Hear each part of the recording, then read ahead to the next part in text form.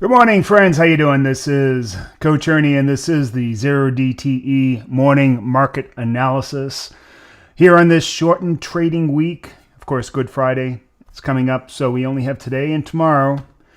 Got a lot of work to do, but before we get started, before we dive in, I want to be introducing a new strategy leg to our 0DTE lineup. It's right around the corner, and the concept is built around extreme asymmetry. Of course, asymmetry is one of our core principles here with our out-of-the-money butterflies. You want to think Nassim Taleb or Mark Spitznagel in this one. If you're familiar with their Universa fund and what they did with that and how they basically shaped the whole idea around extreme asymmetry, black swan. It's perfect for people who have limited time or capital, and we're going to call it. What are we going to call it? We're going to call it the tail risk protocol, right? It's going to become a core part of our service. I've started to introduce it already to our membership, and I'll have a lot more to say about it very soon. You'll see materials coming out about it over the weekend. All right, that's the big announcement for today, but now let's get to what the markets are all about today. And this morning, it's really all about retail sales. I'm just looking at my notes here. Where is it? There we go. All right. So, this is the perfect time to introduce something like this. We're going into uncertain times. Some people have, huge optimism, and others maybe not so much. Somewhere in the middle, I think we're probably going to meet, and we've seen that already with tariffs. Tariffs have not gone away, by the way. Sure, we've had a 90-day pause, but that's 90 days. That promises that there will be more volatility, as I said, right from the very beginning of this year. This year is going to be tumultuous. It's going to be unbelievable. And this is the perfect time to introduce an extreme asymmetry strategy. And we're going to bank on it. All right. So today we have retail sales, core retail sales. That's going to be a biggie. That's in the top 10 of our rankings for economic reports.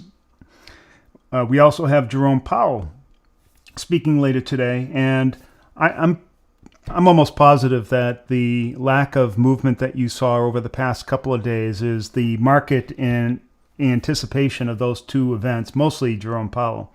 Of course, you've probably also noticed if you're a wonk on economic calendars that all the Fed governors have come out. It's kind of like a flash mob.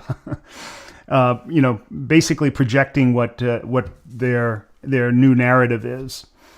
And so I would expect that today with Jerome Powell, that's going to be sort of the culmination of all that. Of course, it's not like they don't put it in the guise of a kind of like an emergency meeting. Hey, we got to talk about this new direction or anything like that.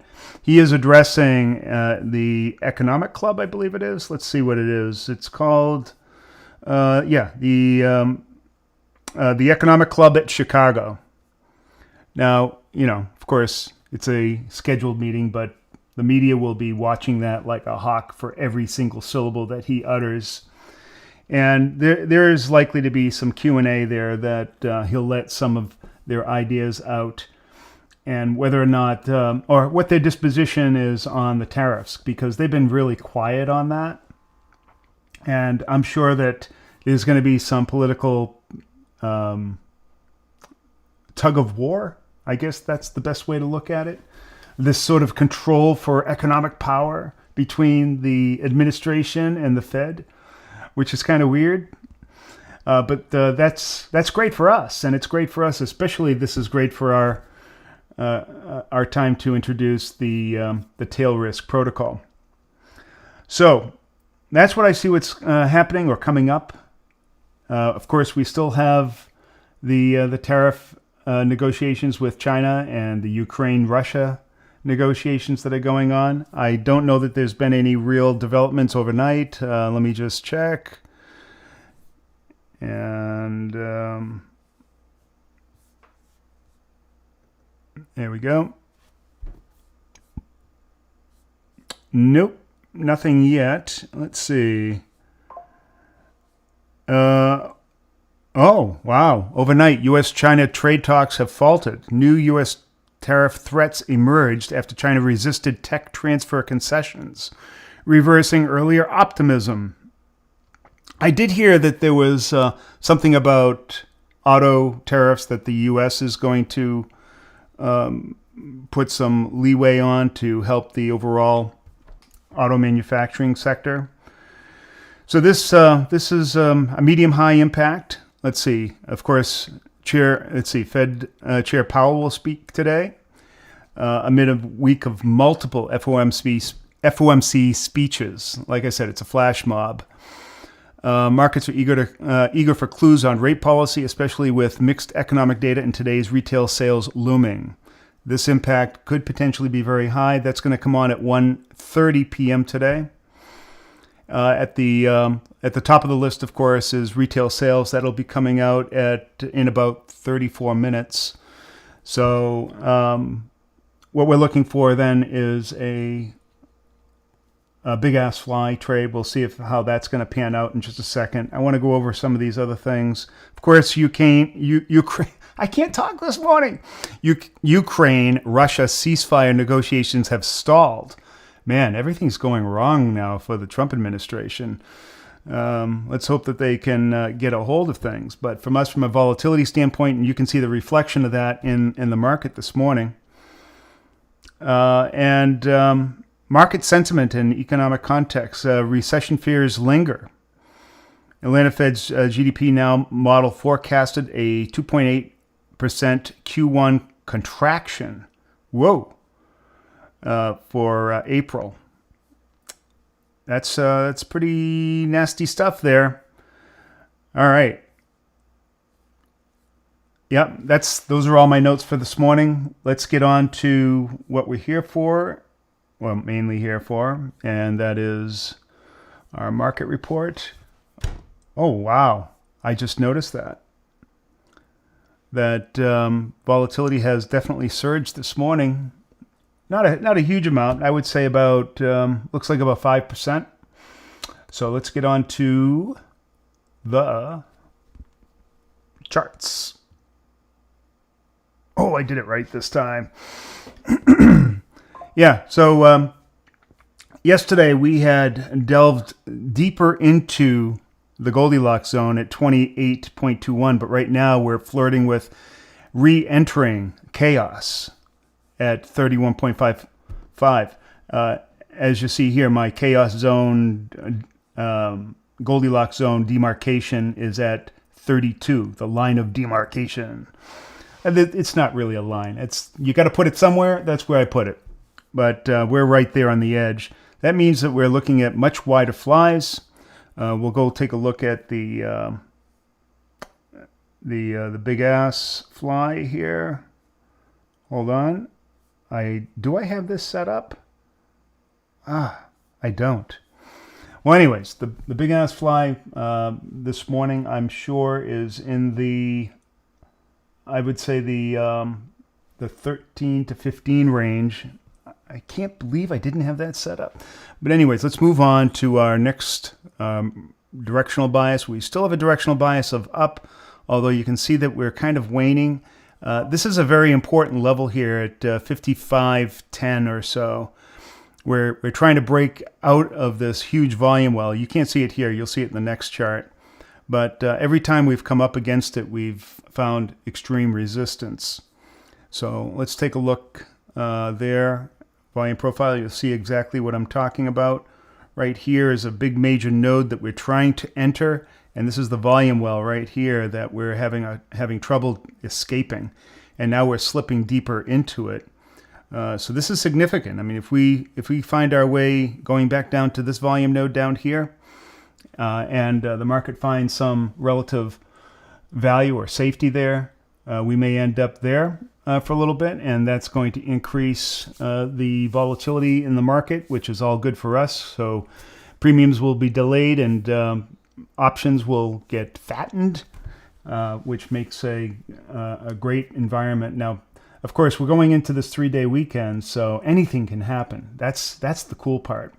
I don't know if you want to. I mean, I guess it depends on whether or not you're a nerd for this sort of stuff. But yeah, we're heading into a weekend with a great deal of uncertainty. And being Good Friday, hopefully people will take that in the right way. But it is what it is, right? So my prognostication for this morning is that, okay, so you can see that we've gapped down a little bit overnight. It's not often that you see a gap down in the ES, but we do have that. Looks like we tried to fill that gap, but now we're down below it again. And this here is the top of that node. We did enter it just briefly overnight. The top of that node that we don't want to revisit. All this area up here is that volume well. So if I go and give you an idea here. Oh, by the way, this is my line of demarcation, this big green line at 55.10. The top of that node is right here. All right, so that's that red line. Let me see if I can just make that illustrative so you can see. All right, and then in between the red and the green is our volume well where we're hanging right now. It's unusual that we hang out in a volume well for so long, but that's showing you the strength of resistance that we have with, for a while there, I thought that the bears have lost control, but it seems like they're regaining that control now.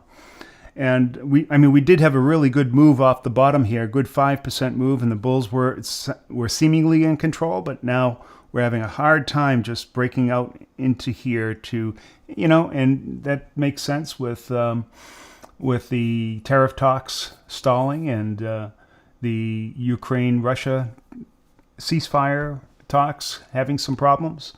So that's a tough thing to go into a long weekend with, but there we go.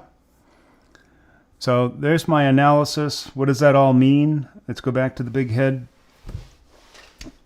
It means that volatility is going to go up again, in my view, particularly over this weekend. So this would probably be a great time, and we'll talk about this more when we start talking about the tail risk protocol.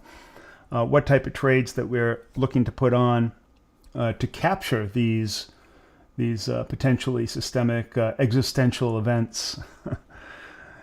And we're going to have a lot more of them. And so that this protocol is going to be key in our extreme asymmetry playbook. And I'm going to have to figure out how we're going to incorporate that into our VIX playbook.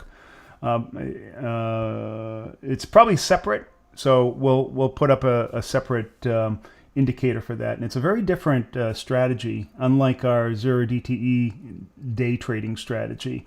This is going to be a few more days out. Typically anywhere from 2 to 5 days out. We won't be looking at collecting premium on this. This is pure asymmetric power, where we're looking to take extremely, pennies to make dollars, essentially, is what it's going to be about. But this is a great time to do it. And I think for a lot of people that don't have time trading, if you're working a job and you're looking for something that won't break the bank, won't drain your account, but still give you the horsepower that you need to advance that account, this is exactly for you. All right. Hopefully this has been informative. There will be a lot more on this, by the way. And thank you very much for joining me this morning. Coach Ernie, out.